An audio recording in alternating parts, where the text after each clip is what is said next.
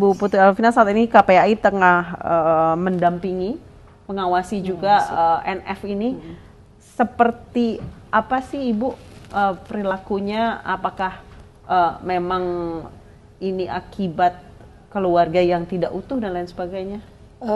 Kalau dalam konteks perilaku anak, kita belum sedekat itu ya. Makanya kemudian assessment menjadi senjata untuk melihat bagaimana Pada saat perilaku mengikuti anak. asesmen bagaimana Bu anak? Assessment sekarang kan masih di Rumah Sakit Polri ya. Tadi hanya bertelepon saja dengan penyidik seperti apa, kemudian prosesnya bagaimana, apakah anak bisa bekerja sama dalam arti menjawab semua pertanyaan, apakah itu tertulis, ataukah itu tes grafis maupun kemudian wawancara. Penyidik mengatakan bahwa si anak kooperatif dan ada juga pengacara yang sudah disiapkan untuk pendampingan dari awal seperti itu.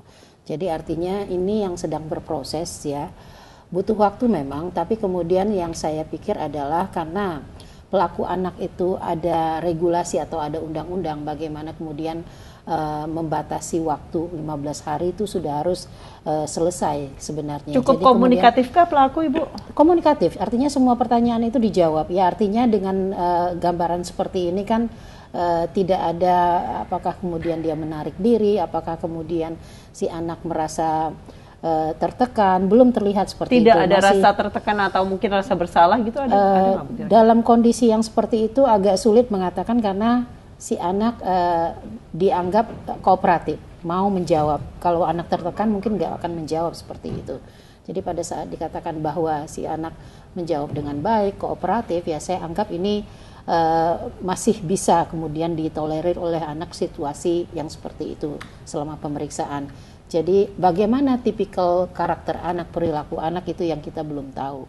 Baik, saya ke Mbak Silvani. Mbak, kalau misalnya dilihat dari anak ini sudah 10 tahun bertetangga, sebenarnya berarti sejak korban itu bayi sebenarnya dia sudah mengenal. Kemudian tadi lihat latar belakang keluarganya yang memang bapak ibunya bercerai sejak kecil, dia tinggal bersama bapak kandung dan ibu tirinya. Apa kira-kira yang bisa memicu perilaku yang bisa dibilang sadis gitu? Ini kalau misalnya dari sisi lingkungan sosialnya sendiri kan kita bisa melihat bahwa mereka hidup bertetangga sangat berdekatan, namun masing-masing pola asuh dari orang tua masing-masing yang berbeda-beda. Kita perlu tahu juga bagaimana latar belakang pola asuh dari si anak ini, si pelaku ini, sehingga bisa tega sekali untuk berbuat demikian. Karena kan kalau kita lihat dari latar belakangnya, korban broken home gitu ya. Jadi kita perlu tahu juga menyelidiki bagaimana perlakuan dari orang tua pelakunya terhadap si pelaku dari saat dia masih kecil. Karena kalau misalnya perilaku sadismenya sudah dimulai pada saat dia masih batita, itu udah kita harus pertanyakan kembali, harus diselidiki lebih dalam bagaimana pola pengasuhan dari orang tuanya.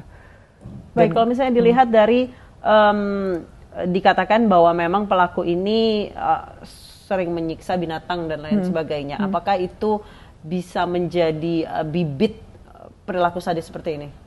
Iya, itu kita harus curigai ya kalau misalnya ada perlakuan anak yang di luar dari kenormalan biasanya seorang anak balita atau tumbuh kembang anak kan biasanya normal itu mereka lebih ceria kan. Usia dari 0 sampai 5 tahun memang masa-masa mereka tumbuh kembangnya tidak seperti yang ini gitu. Nah, orang tua harus sadar itu. Jadi ketika ada muncul perilaku itu menjadi sign, tanda bahwa orang tua harus benar-benar memberikan teguran atau contoh yang baik. Nah, ini kita nggak tahu nih sampai sejauh mana pengasuhan orang tua terhadap si pelaku.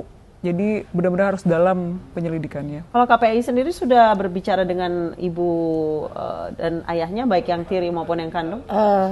Dijadwalkan nanti sama penyidik. Saya memang minta waktu untuk bicara karena kan kita harus dalam konsep wawancara atau perlindungan anak itu kan menghindari wawancara berulang. Jadi memang kita agendakan untuk pertemuan dengan orang tua pada saat nanti penyidik kan harus mengambil keterangan dari orang tua untuk menggali latar belakang anak, baik itu apakah itu ada abusement, apakah itu ada kemudian trauma masa kecil, itu kan harus dikorek.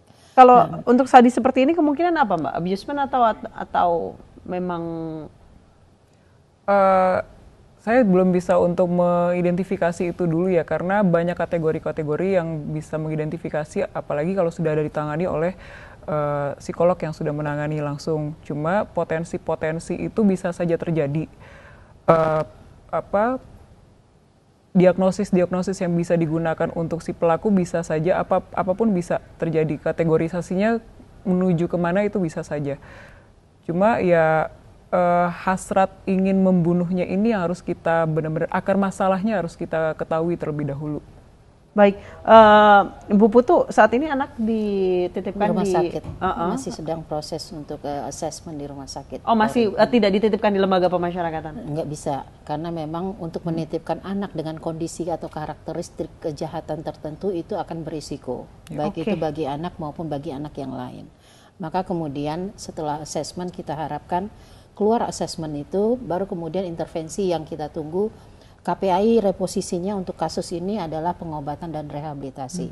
Karena kemungkinan dengan karakteristik pembunuhan yang dilakukan, baik itu dari respon si anak terhadap pembunuhan itu, biasa kan respon anak itu, saya beberapa kali ketemu anak yang dipenjara dengan ancaman maksimum 10 tahun dengan kasus pembunuhan, baik itu pembunuhan karena balas dendam, pembunuhan karena ikut dipengaruhi oleh geng